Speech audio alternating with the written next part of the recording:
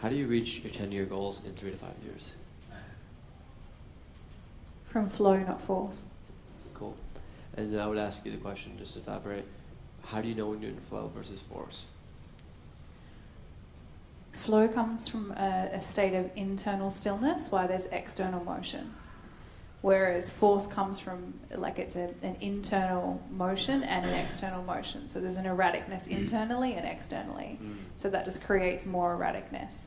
But when we're still on the inside, like you spoke of just before, we're able to be here now, which I know sounds ludicrous, right? It sounds like the opposite to all business. It's not. We still work within the realms of the structure and the systems in business, but from a place of non-reactivity and internal stillness. From this place, we then take action. What that allows us to do is it allows us to collapse quantum timelines, because we start to play outside of time because we're not in the mind, because the mind only can see linear time, but linear time actually doesn't exist. Linear time is an illusion. So when we're still on the inside, that's when we get to collapse timelines and do that. So there's sayings in quote healing work where the healing begins and ends where there's no time. So like there's a book called The Hummingbird's Journey to God, which is a book about Wachuma. And when you get outside of, like in ceremonies, you go outside of time, and then 1,000 years of work is done in an hour because you're out there. And I've experienced that in certain ceremonies and things. Now in business, specifically and grounded into business, what Tim Ferriss will do with his clients at times is, and he wrote about this, is he'll go in and go, okay, what do you want to have happen in the next 10 years? Okay? The CEO will say it. He'll go, okay, teach me how you do it in 6 months, if you had to. So you guys want to make, a couple $1 million, whatever. Now teach me how you do it in 3 months or 6 months. And it's not an easy question, but it forces you to think differently, right? So we ask different questions. And so whatever your goals are, collapse the time frame and just force yourself to think differently. Okay, that's Add one more thing. Yeah, please, Pareto's law is also huge. Like 20% of your actions yield 80% of your results. So if you can get really clear on what those 20% of the actions are, you're on fire.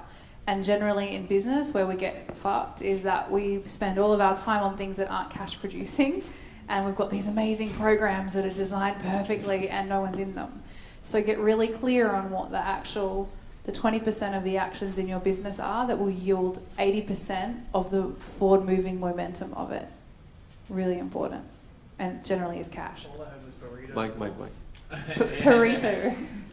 All I heard was burritos law. Burrito, yeah. Maybe it's Mexico. It's because I just got back from Mexico. Pareto. P-A-R-E-T-O. Pareto. P-A-R. E-T-O. All right, thank you. You're welcome. I probably said burrito. I think you did say burritos. It made sense. Taco law. Tacos. Very cool. Any other questions about collapsing timeframes and that? Does that make sense? Can you see how it could apply to you? I think the questions I would ask is, if I was asking it, is to add to this would be not how do you accomplish more in the next 10 years, is think weirder, think odder. Like Tim Ferriss will go into a company and go, now think weird. What's the weirdest thing you could do this year? Like in your business. That is impossible. Think weird. I don't have the answer for you guys. I'm just saying think weirder. And the etymology of the word weird is to pave your own path. So that's actually what weird is, to pave your own path. Gary always gets upset when people ask that question. Gary Vaynerchuk, when I was at a mastermind with him in August, somebody asked that question and he got really upset. He's like, I'm really concerned about you. He's like, you move fast on the micro and you move slow on the macro. Tell us more about that. That's interesting. Yeah, so he's actually anti trying to, also being, presencing the fact that this is someone who doesn't want to meditate because they're quite in love with the neurosis of their mind. Like he's neurotic. And I love Gary, very much, and he will admit this himself. He's neurotic. That's how come he achieves so much. He never stops. Ever. Ever. He's go, go, go, go, go. So he's always anti trying to do things faster on the macro. He's all about patience. So it's just an interesting, like, that's not for me because I like to be from flow, so I have a different angle to him, but his mind never, he's erratic inside and outside. Yeah, he is, yeah. And the thing is there's something to learn from every one of them. Like Kate was talking about her different coaches, and I can tell you I've learned the speaker training and facilitation from many different ones. So just because you don't need to like all of them to learn. You know, like Grant has his own style, but there's things you can learn from him. So like Kate has her own style, things to learn from her, things to learn from me, and there's things not to learn from me. Things not to learn from Gary, correct?